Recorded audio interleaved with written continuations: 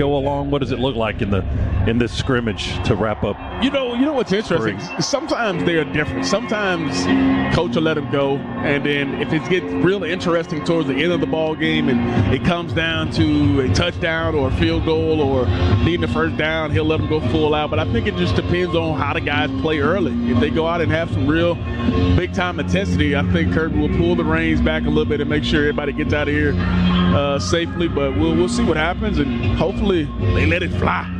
There's a pretty good list of guys that probably won't see any action today. A lot of players had post-season surgery after the Sugar Bowl 3 months ago, 3+ months ago. And you don't want to get anybody else hurt on a day like today, certainly any kind of serious injuries. But, some of the guys we don't expect to see. Ryan Montgomery, freshman quarterback, had surgery. We're not likely to see either of the Robinson running backs, Branson or Roderick. Maybe offensive lineman Monroe Freeling, who had surgery. He's on the list as we get it underway here with a Liam Badger kickoff to the end zone. The kickoffs are not live. They will return the ball, but it's a touch. You touch the player down, and then they'll spot the ball on the 30, and that's from Stockton. He put it right in the hands of Lawson Lucky, who made a reaching up high, falling down catch. Yeah, great catch. I mean, they went two-man coverage, and Lawson does a good job of winning down the middle and snagging it. Gunner going deep, far corner in the end zone, and intercepted, I believe, right on the side of the end zone. They haven't called it yet. Yeah, now it is an interception and a touchback. Daniel Harris, the junior from Miami, picked it off from Colby Young, another Miami guy, senior. Harris with a nice read on the ball and caught it right on the sideline, stayed in bounds, and gets the touchback as they slide out of bounds in that right corner. So the Black with an interception, and they'll take over. We'll see where they put the ball. We've taken a break now. All right, let's take a timeout. We've got a media break here at G-Day, 7:51 first quarter. And after the Black interception, we'll take a timeout there. So they were all chasing the ball. And number 5, Noah Thomas, couldn't quite get to it. Jonel Aguero, the primary defender for the Black defense. And we saw a couple years ago with a guy named Lad McConkey, that little inside fade we saw all the time. He always win on that route. Try to use the bigger body of Noah Thomas to get inside and just over the outstretched arms of Noah Thomas for a touchdown, and Dogs got to get 3.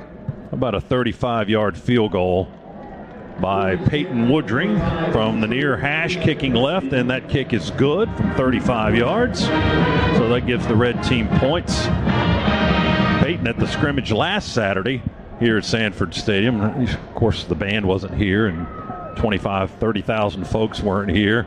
He had a rough scrimmage. He was 0 for 4 on kicks between 40 and 50 yards. You never see that from him. But he just needs a crowd, Scott. That's what it is. He needs people. He likes it when the lights are on. Yeah, he likes to feel a little tension, a little anxiety in his heart a little bit. So he's a tremendous kicker. He was great last year. Only missed a couple all season long. And, in the conversation for the Groza Award and all of the kicking honors towards the end of the season. And he puts the team on the board first with a 35-yard field goal. We got about 40 seconds to go here in the first quarter. We're playing 4 15-minute quarters. They'll have a running clock most of the time. That's a touchdown for the Red. So is that on the man running the route, or is that on the quarterback for not pump fake? No, it's just a good job of the defender. Sometimes they get in the way. They make a good play, and I think he did that there. They'll try a field goal here with Liam Badger. 21-yard field goal try, and it's good. And we're tied at 3 with 3:48 to go in the second quarter. So 3 apiece here at G-Day. We're back after this on the Bulldog Sports Network. It's huge. Very true, Jeff. Very true. And you can learn a lot about guys in these situations. Not a full-packed stadium, but you still got crowd. You still got no coaches on the field besides Coach Smart being behind you. But still an opportunity for coaches to see how you operate in these situations. Will tell them a lot if we can lean on them in the fall.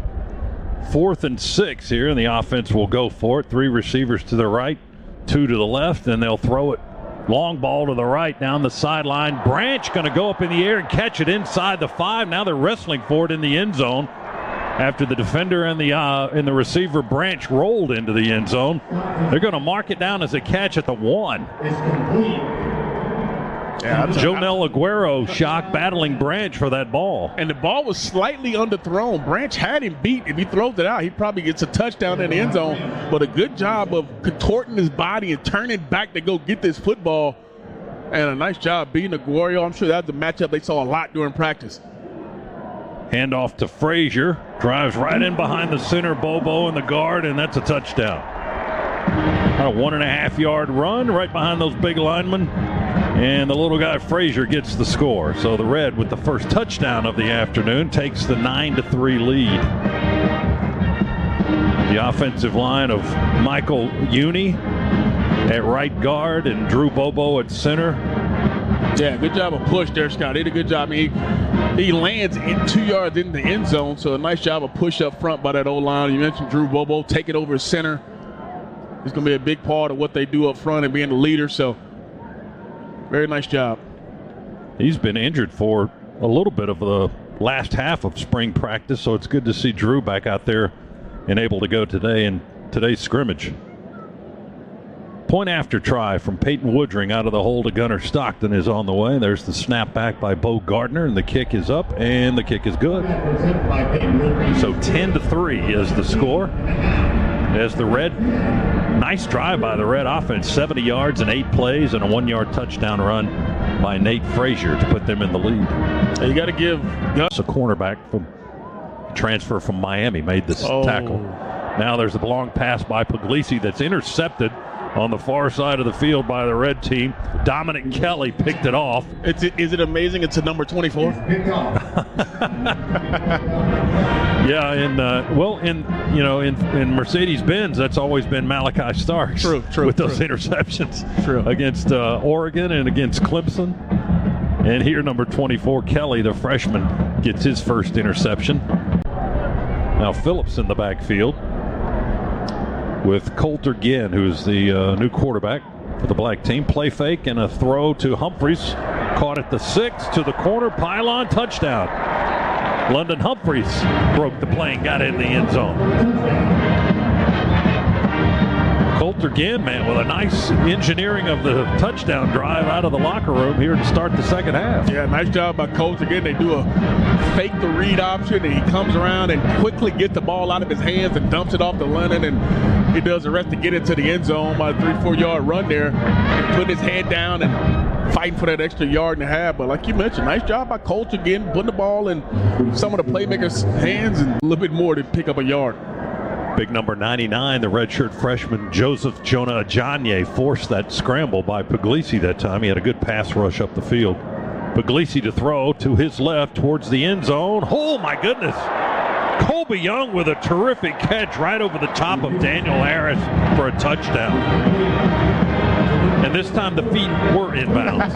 Yeah, I think that was a revenge touchdown right there. My goodness. I mean, because he goes up and over, and a nice job by Puglisi here. He takes the air out of the football so it doesn't give Daniel Harris a chance to come back for the football. He goes over Harris to go get that ball. Nice job of attacking that football, and a nice throw from Puglisi as well. Harris got the interception early in the game. Colby Young says, not this time, my man. Here on the team, are you going to give him a run this year? I don't know. We've talked about swapping the number 69 jersey over, but I don't know if I want to give up 92. So.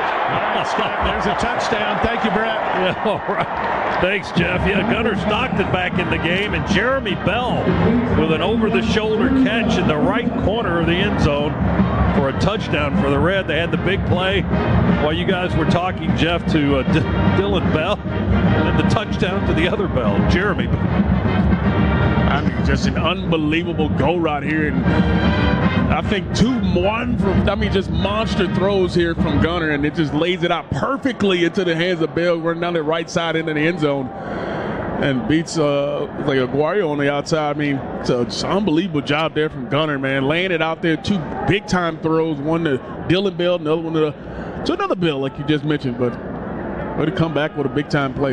Yeah, the redshirt freshman Jeremy Bell from Homerville, Georgia, in Clinch County High School, 6 feet 175. There's not a whole lot to him. He really had a nice scrimmage last Saturday, made 2 terrific catches, including one for a touchdown in that scrimmage, and then showed what he could do right there with a nice over-the-shoulder catch to beat the defender and get the score here in the G-Day game, as the point after is good. And the red team extends the lead 27-10. So Gunner and Dylan, a couple of veterans on this roster, if you will, got back in and hooked up for a big play, and then Gunner Stockton with a nice throw to Bell for the score. Yeah, and that's something that Kirby always loves, is speed. Nothing you can do about the speed of Jeremy Bell, how he got on top of the defensive back, and Gunner laid it out to him perfectly. That'll be something that'll be absolutely be great teaching tape. And Puglisi, he's nearing 50 passes. My goodness. Here's number 46. And that ball high in the air after it hit off the back or the hands of Elias Williams. He was trying to reach over the defender. I'm not sure if it hit the defender in the back and bounced high, or Williams kind of scooped it up with his hands and high, but it lands incomplete. And I think that's going to do it. The last 10 seconds will run off the clock, and then we'll be done. So we want to wait here until we can get Coach Smart. Okay, Jeff's going to get a few comments with Coach Smart here after the conclusion of the G-Day. The final score, 34-17. The red is victorious over the black. And let's go down to Jeff on the field. Kirby saw a lot of good things from the guys today. What was your impression of the game? Well, I got to reserve judgment until I get to watch the tape. We threw and caught the ball, made some good 50-50 plays. Thought Colby had a big play. Zach Branch had a good big play. Gunner threw the ball well. Right.